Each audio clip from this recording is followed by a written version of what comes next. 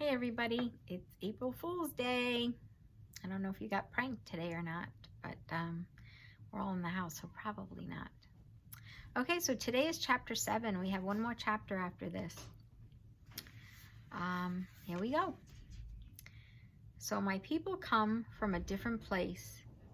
You mean a different planet? Asked Sydney. She made me laugh. Sydney has a way about her. She is never scared to say what she thinks. And because she is so curious, she is always asking questions. But I have to admit, this was so unusual, it had to be something from outer space. Not a planet, she replied. A place where everyone and everything is made of pure energy and light. Cool, exclaimed Sydney. She nodded in agreement. Human beings are also made of this energy, she added. But you have physical bodies. Sometimes humans forget they too are made of light. You mean like a light bulb? Asked Sydney. It's a very special kind of light, similar to a light bulb or a fire, but with a very important difference. It is intelligent, she said. One day when you're older, you will learn about this light and you will understand. But for now, it is enough and most important that you are able to feel it. It is something you experience. Now, just for those of you that don't know, I live with puppies, so we may get a visitor. Can you hear the little pitter-patters? I wondered why some of the beings shone more brightly than others. You have such an intense, vibrant glow. Why didn't the beings we saw down by the well shine as brightly as you? We are similar to human beings. When we are sad about something, or if we haven't been taking care of ourselves well, we can get sick. But before that happens, our energy begins to dim. When we see that our energy is weakened, we go to the healing well, which is an intelligent, energetic power point on Earth for us. As it is for humans, it is important for us to nourish ourselves as well, she explained. We must increase our vibrations, and we do this by moving and singing and laughing and helping each other. But when we don't pay attention to these things, our light begins to dim. This is when we go to the healing well. There we move slowly and quietly and listen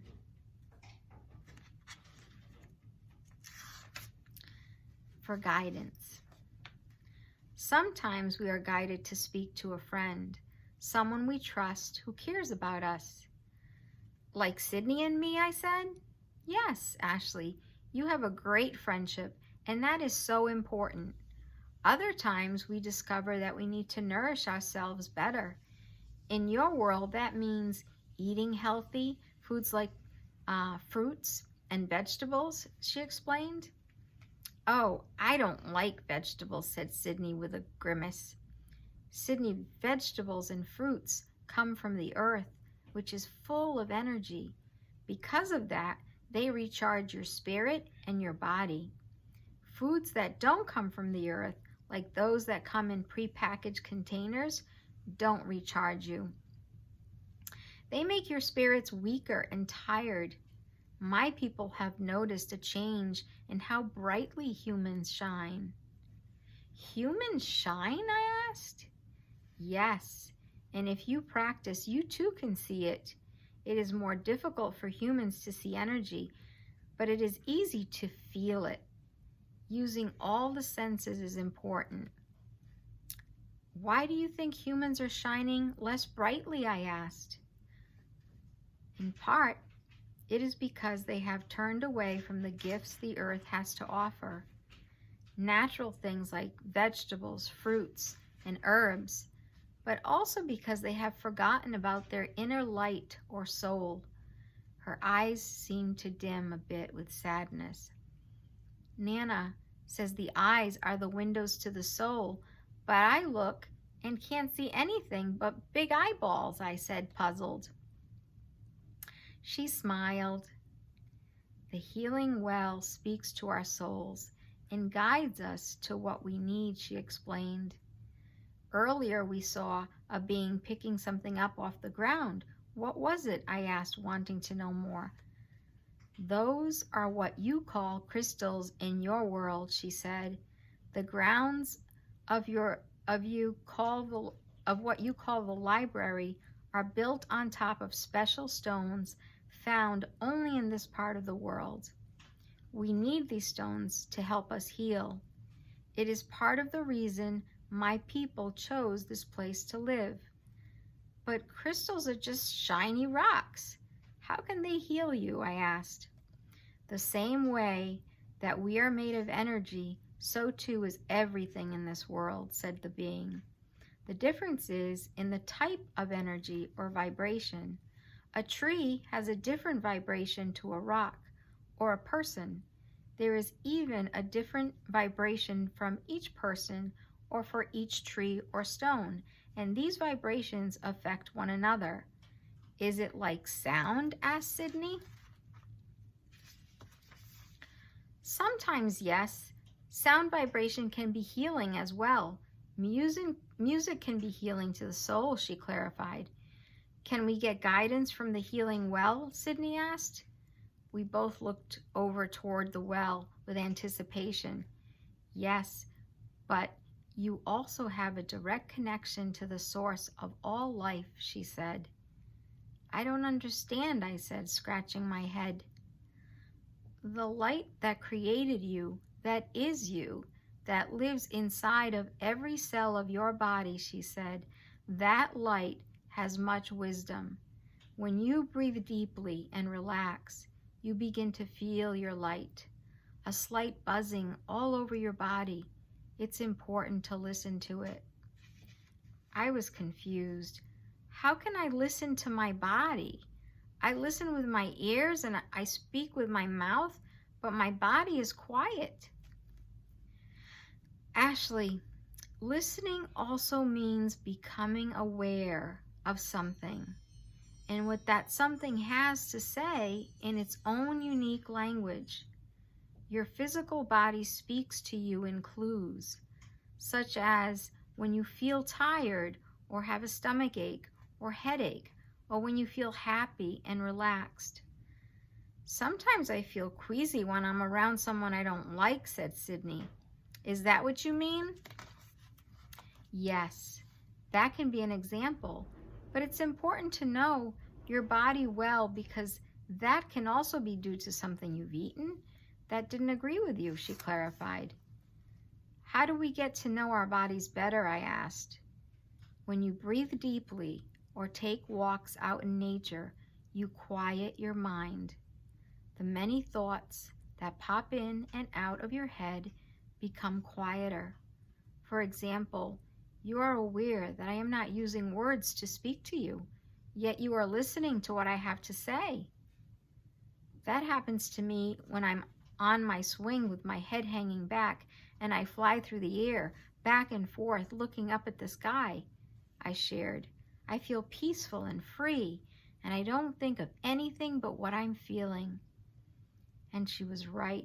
All this time, I had forgotten that she wasn't actually talking to us, and yet I understood her so clearly. How were we able to understand you without you talking? I asked. In part, it is because we are pure energy, and so we can communicate more directly with each other, she said.